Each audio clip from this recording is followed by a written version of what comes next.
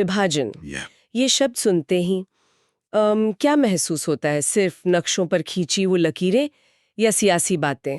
या फिर वो अनगिनत चेहरे याद आते हैं जिन्होंने सरहद के इस पार या उस पार अपना सब कुछ गवा दिया। घर, जमीन, अपने लोग, यहाँ तक कि शायद अपनी पहचान भी।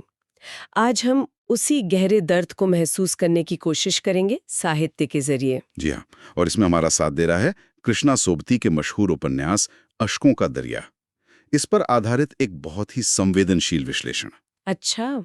ये विश्लेषण सिर्फ किताब की बात नहीं करता, बल्कि ये 1947 के बंटवारे के उस त्रासदी को समझने में मदद करता है जिसने लाखों जिंदगियों को हमेशा के लिए बदल डाला।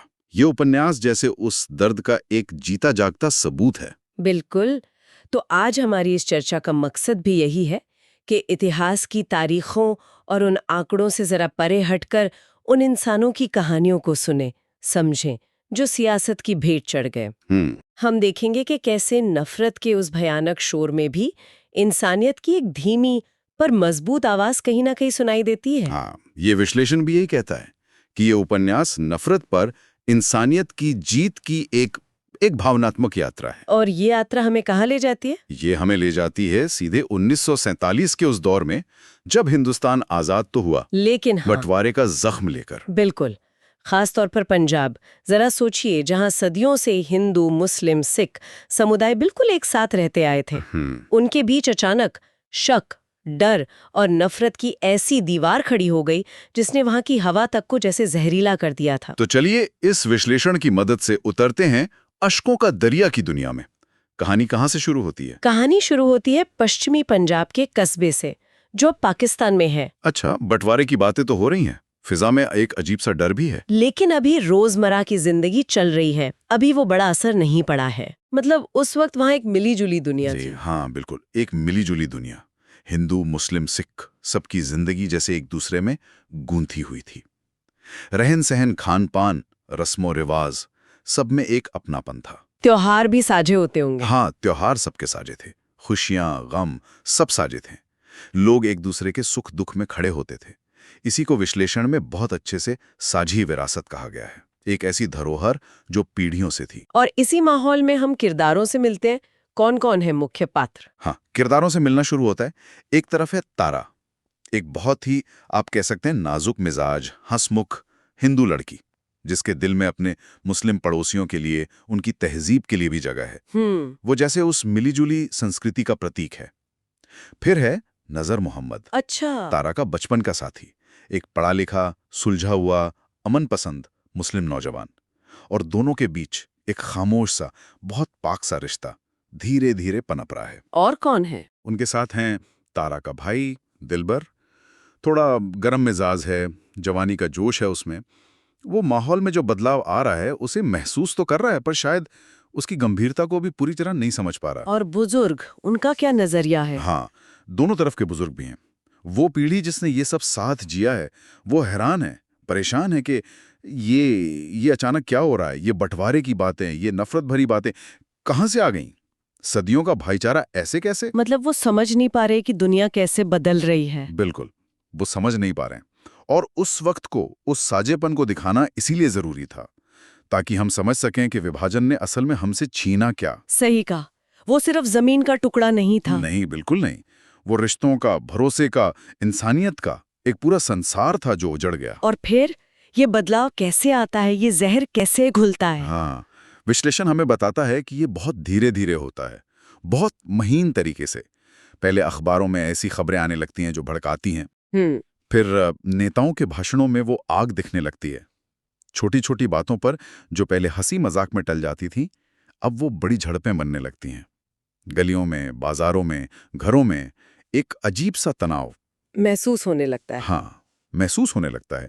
लोगों के दिलों में शक, कल तक जो पड़ोसी भाई जैसा था, आज उसकी आंखों में सवाल हैं। एक एक जैसे अदृश्य दीवार खड़ी होने लगती है लोगों के बीच। और वो भरोसा जो सदियों में बना था, वो भरोसा कुछ महीनों में ही रेत की तरह हाथ से फिसलने लगता है। लेकिन ये इतनी तेजी से कैसे हुआ? क्या विश्लेषण कुछ बताता है इस बारे में? विश्लेषण इस पर जोर देता है कि ये धीमी लेकिन लगातार चलने वाली प्रक्रिया थी। मतलब नफरत को बाकायदा हवा दी गई। अच्छा। राजनीतिक मतलब थे, उन्होंने आम लोगों के मन में डर और असुरक्षा भर दी। और जब डर बैठ जाता है ना, हाँ, तो इंसान सबसे पहले अपने जैसों में ही पनाह ढूंढता है। वही हुआ। समुदाय अपने अपने दायरे में सिमटने लगे और वो जो साझा आंगन था वो धीरे धीरे बंटने लगा। और फिर वो दिन आ ही गया, अगस्त 1947। हाँ, मुल्क आजाद हुआ, लेकिन दो टुकड़ों में बंटकर। जैसे ही वो रेड क्लिफ रेखा खींची गई, वो जमीन पे नहीं खींची शायद, नहीं, वो दिलों पर भी खिंच गए। विश्लेषण में उपन्यास के हवाले से जो तस्वीर सामने आती है वो दहला देती है। कहा गया है पंजाब जलने लगता है। यहाँ उपन्यास कैसा है? क्या वो सीधी बात करता है? बिल्कुल सीधी। कृष्णा सोबती पाठक को बिना किसी लाग लपेट के उस वहशीपन के सामने लाकर खड़ा कर देती हैं जिससे आप नजरें नहीं चुरा सकते। दंगों का, मारकाट का, लूटपाट का इतना सच्चा और बेबाक चित्रण है कि पढ़ते हुए, जैसा विश्लेषण भी कहता है, सांसें गले में अटक जाती हैं। ये सिर्फ पढ़ना नहीं है फिर। नहीं, ये उस दौर की उस भयावहता को महसूस करना है। गलियों में खून बह रहा है, घर जलाए जा रहे हैं, दुकानें लुट रही हैं। औरतों की इज्जत, मासूम बच्चे तक नहीं बख्शे जा रहे। हर तरफ चीख पुकार, धुआं और मौत। विश्लेषण इसे मानवता का पतन कहता है। एक ऐसा वक्त जब इंसान इंसान नहीं रहा। और सबसे ज्यादा तकलीफ देने वाली बात क्या है इसमें? सबसे ज्यादा तकलीफदेह बात जो उपन्यास दिखाता है और जिसका जिक्र विश्लेषण में भी है, वो ये कि ये जुल्म कोई बाहर का दुश्मन नहीं कर रहा था। नहीं, ये वही लोग थे जो कल तक पड़ोसी थे, दोस्त थे, भाई थे, जो ईद और दिवाली साथ मनाते थे। आज उन्हीं के हाथों में तलवारें थीं, खंजर थे। ये कैसे हो सकता है? वो कौन सा पल होता होगा जब एक दोस्त दुश्मन बन जाता है? शायद कोई एक पल नहीं था। ये उस धीरे धीरे घोले गए जहर का ही नतीजा था। जब नफरत की सियासत अपने चरम पर पहुंची तो उसने इंसान के अंदर जो सोया हुआ हैवान होता ना, उसे जगा दिया। इसे विश्लेषण क्या कहता है? इसे विश्लेषण विश्वासघात का सबसे गहरा घाव कहता है। जब आपका अपना ही आपकी जान का दुश्मन बन जाए तो दुनिया में कहीं पनाह नहीं मिलती। और इसी जलते हुए पंजाब के बीच, इसी नफरत की आंधी में तारा और नजर, उनका क्या होता है? हाँ, उनकी कहानी, उनकी वो मासूम मोहब्बत, उनका वो बचपन का साथ, सब जैसे इस आग में झुलस रहा है। हर पल बिछड़ने का डर। नजर कोशिश करता है बचाने की। हाँ, नजर अपनी जान पर खेलकर तारा और उसके परिवार को बचाने की हर मुमकिन कोशिश करता है। लेकिन एक अकेले इंसान की मोहब्बत, उसकी हिम्मत इस संगठित नफरत के तूफान के आगे कहाँ तक टिकती? उसकी बेबसी दिल चीर देती है। और फिर क्या वो बिछड़ जाते हैं? हाँ, फिर वही हुआ जिसका डर था। तारा का परिवार लाखों दूसरे बेगुनाहों की तरह अपना सब कुछ पीछे छोड़कर भागने पर मजबूर हो गया। घर, खेत, यादें, अपनी जड़ें, सब पीछे। बस जान बचाकर भागना था। वो अपने ही मुल्क में शरणार्थी बन गए। बिल्कुल, रातों रात। और वो सफर, वो भी मौत का सफर था।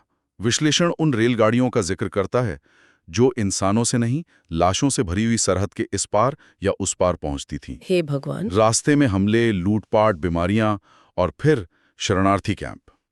वो तो जैसे नरक थे। कैंपों की हालत कैसी थी? अकल्पनीय भीड़। सिर छुपाने को छत नहीं, पीने को साफ पानी नहीं, खाने को रोटी नहीं, हर तरफ गंदगी, बीमारी, भूख और मौत। यही शायद उपन्यास का नाम, अश्कों का दरिया। हाँ, यहीं आकर ये नाम बल्कि सार्थक लगता है। ये किसी एक के आंसू नहीं है, ये उन लाखों उजड़े हुए, बेबस, बेसहारा लोगों के आंसुओं का सैलाब है जिन्होंने अपना सब कुछ खो दिया था। उन माँओं के आंसू। हाँ, उन माँओं के आंसू जिनके बच्चे आंखों के सामने मारे गए, उन बेटियों के आंसू जिनकी इज्जत लूटी गई, उन भाइयों के आंसू जिन्होंने बहनों को बचाने में जान दे दी। ये सब आंसू मिलकर एक ऐसा दरिया बन गए जो शायद आज तक सूखा नहीं है। तो जब ये लोग भारत पहुंचे, तब क्या उन्हें कोई राहत मिली अपनी मिट्टी में आकर? नहीं। विडंबना देखिए, जिस आजादी के नाम पर वो इस पार आए थे, यहां पहुंचकर भी वो पराए ही रहे। विश्लेषण कहता है कि ये नई जमीन उन्हें बेगानी धरती लगती थी। अपना घर तो पीछे छूट गया था। हाँ, अपना वो घर, वो गलियां, वो लोग, सब कुछ पीछे छूट गया था। उनकी यादें हर पल उन्हें कचोटती थीं। वो यहां थे, पर उनका दिल वहीं अटक गया था, उस उजड़ी हुई दुनिया में। और यादों के साथ साथ जीने का संघर्ष भी तो था। बिल्कुल, सब कुछ तो लुट चुका था। अब शून्य से, बिल्कुल खाली हाथ एक नई जिंदगी बनानी थी। कहाँ रहेंगे, क्या खाएंगे, काम कैसे मिलेगा, बच्चों का क्या होगा, ये सारे सवाल पहाड़ जैसे थे। और इन बाहरी मुश्किलों के अलावा अंदर का जख्म? हाँ, वो अंदरूनी संघर्ष, वो मानसिक आघात, वो शायद ज्यादा गहरा था। बंटवारे ने सिर्फ जिस्म पर नहीं, रूह पर जख्म दिए थे। हिंसा के वो मंजर, अपनों को खोने का गम, वो बेबसी, वो डर, ये सब उनके जहन में हमेशा के लिए बस गया था। तारा के किरदार में ये दिखता है। हाँ, तारा का किरदार इस मानसिक पीड़ा का प्रतीक है। विश्लेषण बताता है कि वो रातों को चीख मारकर उठ जाती है। उसे मरे हुए रिश्तेदारों, दोस्तों के भयानक सपने आते हैं। वो बार बार सवाल करती है, आखिर ये सब क्यों हुआ? किसकी गलती थी? हमारा क्या कसूर था? और तारा और नजर, उनका क्या हुआ? और इन सब त्रासदियों के बीच जो एक व्यक्तिगत दुख कहानी के बिल्कुल केंद्र में है, वो है तारा और नजर का हमेशा के लिए अलग हो जाना। वो सियासी लकीर। हाँ, वो सियासी लकीर जो नक्शे पर खींची गई, उसने दो मासूम दिलों को भी बेरहमी से अलग कर दिया। एक सरहद के इस तरफ, दूसरा उस तरफ। कोई खबर नहीं, कोई उम्मीद नहीं, उनका प्यार, उनकी मासूमियत, सब उस नफरत की भेंट चढ़ गया। ये विछोह का दर्द पूरे उपन्यास में एक धीमी आंच की तरह महसूस होता है। पाठक का दिल भिगोता रहता है। कहानी फिर आगे बढ़ती है। जिंदगी तो रुकती नहीं।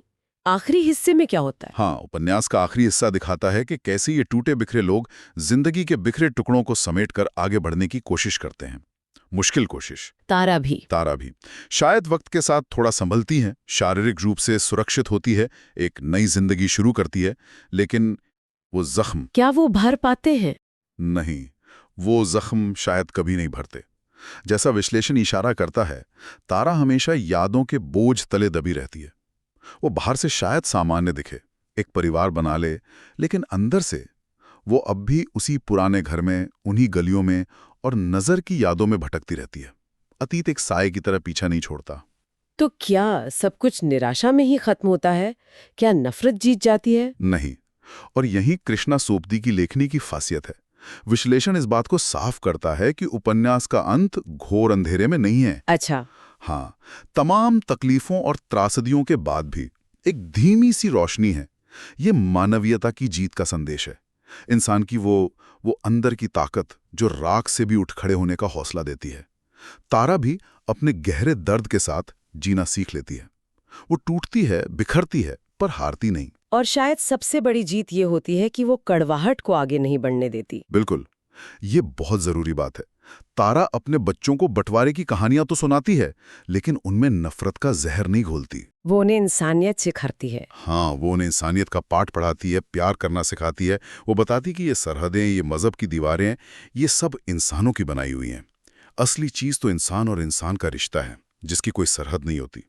ये एक बहुत ही शक्तिशाली संदेश है। विश्लेषण उपन्यास की शैली के बारे में भी कुछ कहता है? हाँ, कहता है। किरदारों के मन की गहराइयों में उतरना, उनके डर, उनकी उलझनें, उनके सपने, उनके दर्द को परत दर परत खोलना, ये सोपती जी का कमाल है। किरदारों की साइकोलॉजी। हाँ, बहुत गहरी मनोवैज्ञानिक पड़ताल है। और साथ ही विभाजन की भयावरता का चित्रण इतना सच्चा, इतना यथार्थ है कि वो पाठक को अंदर तक हिला देता है, सोचने पर मजबूर करता है। और महिलाओं का पक्ष? हाँ, एक और अहम पहलू है नारीवादी दृष्टिकोण। तारा और दूसरी महिला किरदारों के जरिए ये दिखाया गया है कि इस पूरी त्रासदी में औरतें किस कदर पिसीं। उन्होंने कितनी कुर्बानियां दी, कितना सहा, लेकिन फिर भी उनमें परिवार को जोड़े रखने का, नई जिंदगी शुरू करने का हौसला भी था। और भाषा? विश्लेषण में भाषा के बारे में क्या कहा गया है? भाषा विश्लेषण सोपती जी की भाषा को अत्यंत संवेदनशील, काव्यात्मक और मर्मस्पर्शी कहता है। कम शब्दों में गहरे एहसास जगा देने वाली भाषा, ऐसी भाषा जो सीधे दिल में उतर जाती है। उनकी भाषा कहानी को और भी ज्यादा असरदार बना देती है, इसमें कोई शक नहीं। तो अश्कों का दरिया पर आधारित ये जो विश्लेषण है, ये हमें यही दिखाता है कि ये उपन्यास सिर्फ कागज पर लिखे शब्द नहीं है। ये उन लाखों अनकही आहों का, उन अनगिनत आंसुओं का दस्तावेज है जिन्हें इतिहास की किताबों में अक्सर जगह नहीं मिलती। सही कहा। ये कहानी हमें याद दिलाती है कि बड़ी बड़ी राजनीतिक बातों, राष्ट्रवाद के ऊंचे नारों की कीमत आखिरकार आम इंसान को ही चुकानी पड़ती है, अपने खून से, अपने आंसुओं से, अपनी उजड़ी हुई जिंदगी से। आज की इस बातचीत में हमने उसी दर्द, उसी भावनात्मक गहराई और उस कहानीपन को छूने की कोशिश की है जिसे ये विश्लेषण उजागर करता है। और चलते चलते एक विचार जो ये विश्लेषण हमारे सामने रखता है और जो बेहद जरूरी है, तारा और नजर की कहानी सिर्फ गुजरे जमाने का किस्सा नहीं है। नहीं। उनका दर्द, उनका बिछड़ना, नफरत की वो आग, ये सब आज भी उतनी ही प्रासंगिक है। इसी वक्त दुनिया के किसी न किसी कोने में ये सच है। हाँ, ये बात तो है। आज भी लोग धर्म के नाम पर, पहचान के नाम पर, सरहदों के नाम पर बांटे जा रहे हैं, लड़ रहे हैं, मारे जा रहे हैं। कहीं ना कहीं, किसी न किसी शक्ल में अश्कों का दरिया आज भी बह रहा है। तो विश्लेषण पाठक के सामने एक सवाल छोड़ता है, और वही सवाल हम सबके जहन में गूंजना चाहिए। क्या हमने वाकई इतिहास से कोई सबक सीखा है?